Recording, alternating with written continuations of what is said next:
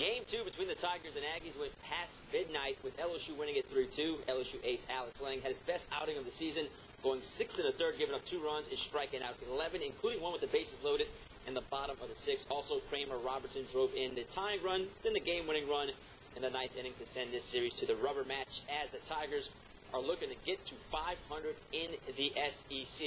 Let's pick this game up in the bottom of the 4th.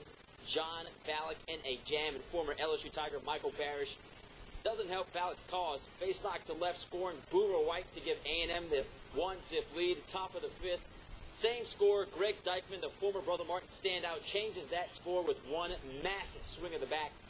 Dyke parks that ball on the railroad tracks, his 3rd homer of the season. Bottom of the 5th, Nick Banks, who's been in a slump going into this game, comes out of it real quick. He answers Dykman's dinger with one of his own. 2-1 Aggies. Pick it up in the top of the 8th. Michael Papierski with 2 on, but it's a weak little dribbler to second. The Tigers stranded 26 on base in this series and score only 5 runs. They lose it 3-1. LSU loses its 2nd straight SEC series. The Tigers are now 16-7 and 2-4 in the conference. UNO is swept for the first time this season, losing to Lamar 7-5. Privateers 16-8 and 4-5 in the Southland. Tulane beats Illinois State on a walk-off in the 12th. Game 2 just underway. Southeastern beats Corpus Christi 5-zip. And Nichols loses to Sam Houston State as they're swept, losing that game 3-1.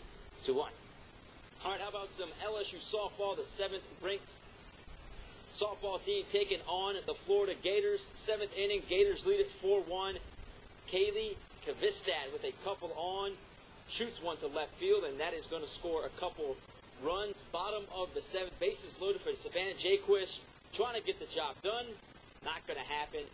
LSU falls 6-2. They fall to 3-6 in the conference after getting swept by the Gators this weekend.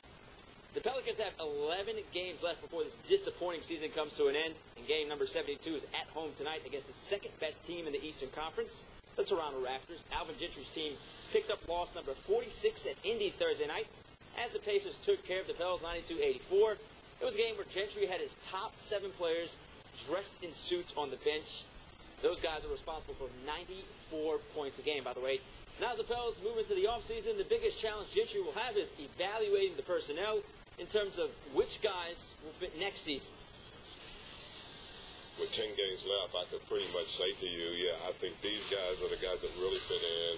And, you know, I'm a little bit concerned about this guy. But, you know, we hadn't had that situation. So we'll just have to move forward and try to figure it out as we go along. And, you know, maybe, you know, we may have to change a few personnel pieces or something like that.